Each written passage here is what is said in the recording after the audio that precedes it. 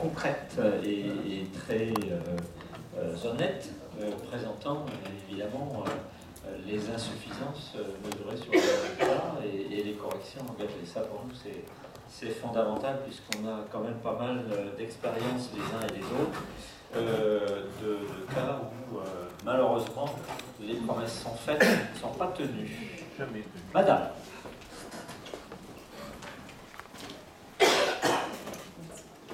Merci monsieur, Steve, c'est Marle. En tant que parisienne, j'ai assisté à la métamorphose du quartier des Batignolles, donc vous avez écouté avec beaucoup d'intérêt, et puis mes 3 enfants sont nés à Saint-Vincent-de-Paul, donc l'aventure continue. Alors j'avais une question concernant le financement. Vous avez bénéficié de fonds européens. Alors ma petite question était, est-ce que ça répondait à un appel d'offres de l'Europe, ou bien est-ce que vous avez tapé à la bonne porte en fait?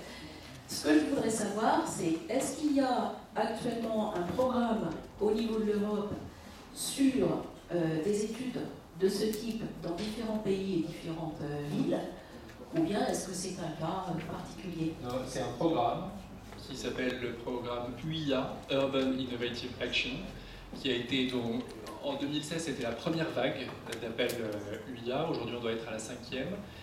Et ils se présentent volontiers eux-mêmes comme le moins bureaucratique des programmes européens. Et c'est vrai que, alors ça reste quand même costaud, je vous rassure, mais il faut bien reconnaître que sur la... Donc c'est un programme donc, européen, il y a des projets qui ont été lauréats en France. J'en connais quelques-uns, il y en a un qui vient d'être lauréat sur Rennes, sur les histoires de données numériques. À Sevran, la deuxième vague, c'était un projet de valorisation des déblais de la construction plutôt que de les mettre sur des terres agricoles en faisant des collines, etc., de pouvoir transformer ces matériaux et les utiliser dans la construction pour, avec les nouveaux modes constructifs en terre crue, etc. Donc il y a vraiment... on n'est pas une exception et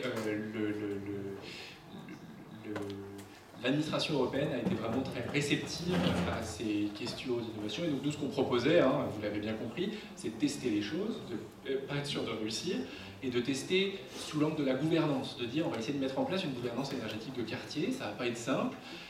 On a, et alors peut-être que je n'ai pas prononcé le mot, mais on va tester la posture d'un facilitateur énergétique, c'est-à-dire d'un tiers un peu de confiance, qui essaye d'aiguillonner les bonnes personnes dans un quartier, qui soit capable d'aller vérifier que les promoteurs ne racontent pas des cracks, d'aller voir les syndics, d'aller voir les exploitants de réseau, et d'essayer comme ça de faciliter les choses, pas de prendre en main le pilotage du fonctionnement énergétique du quartier avec son cockpit. Je sais que le mot a été employé par Schneider hier. C'est pas vraiment la conception qui a présidé à ce projet-là, mais d'essayer d'être dans une posture de facilitation. Voilà. Et donc, nous, on a eu quand même de très bonnes relations avec l'Europe sur ce programme européen. Il y en a d'autres.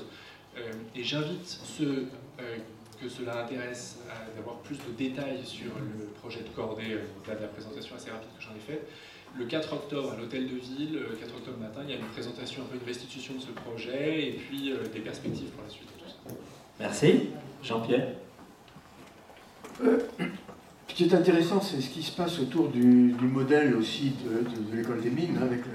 Donc j'ai un peu l'impression que vous êtes à la moitié du parcours. Oui. C'est-à-dire que le modèle, vous avez construit, puis vous analysez la construction, et puis vous avez un modèle qui finalement dit ce que vous avez, je suis capable de le prédire à 3%. Oui. Ce que vous avez fait.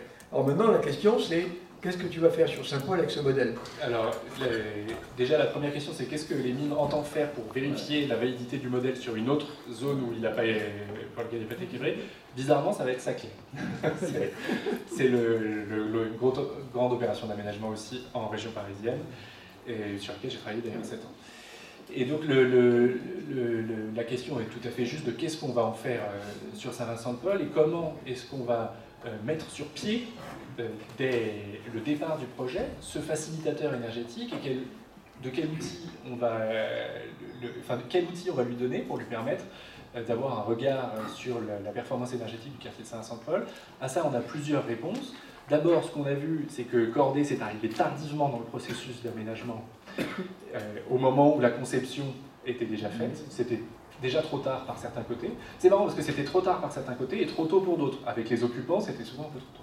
Donc on proposerait volontiers de dissocier les problématiques, dissocier la problématique de rodage du bâtiment, du quartier, faire les 10 000 premiers kilomètres du quartier, quoi.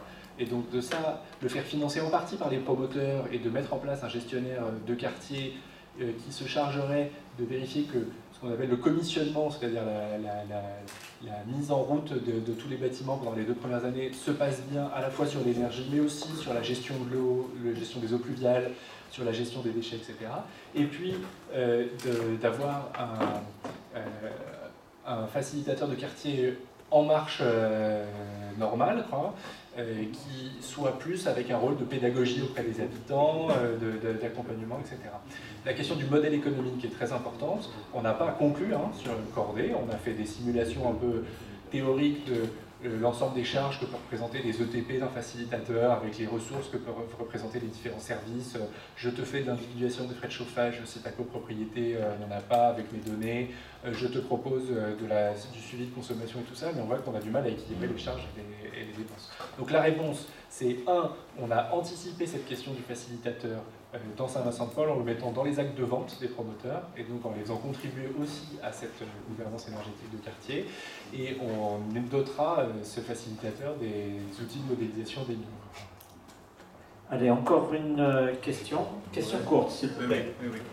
Oui, merci pour cette présentation et surtout sur le retour sur résultat. Même si vous êtes très loin du compte, puisque là où vous deviez être à 35, vous êtes à 83. Ça fait un bel écart. Bon, rassurez-vous, vous n'êtes pas les seuls. C'est-à-dire qu'à peu près tous les projets que j'ai pu voir ou que j'ai pu réaliser, il n'y en a aucun qui est dans les coups. Aucun. Nous, on a fait le benchmark de tous les écoquartiers. Oui. Donc, on est celui où l'écart en pourcentage est le plus important. Oui. Mais en fait, on est quand même en dessous des autres. Mais oui, simplement, oui. on est évidemment... Rassurez-vous. Alors ce constat, ça pose une question de fond. Soit c'est mal calculé, mal dimensionné au départ, donc vous l'avez un peu soulevé parce que bon, sur les problèmes du secondaire, donc dans le réseau de chauffage urbain, bon, soit c'est un comportement des usagers, c'est quelque chose qu'on sort souvent, qu'on nous ressort souvent, soit la réglementation d'ici à la base, c'est-à-dire que en fait, elle est beaucoup trop exigeante, elle est totalement inatteignable. Et personnellement, à mon avis, c'est la troisième. Nous, on va essayer de l'objectiver, ça. Donc, et on n'est qu'au début du chemin de l'analyse des données, mais ce qu'on commence à faire, c'est avec les degrés jours unifiés, de tracer les pentes de consommation énergétique en fonction des DJU, etc., de voir l'aspect de la pente, de voir la sensibilité à l'énergie, à la température extérieure du bâtiment. On commence à voir qu'elle est plus élevée, enfin plus forte que ce qu'on avait calculé, donc sans doute il y a des effets de conception pour thermique machin.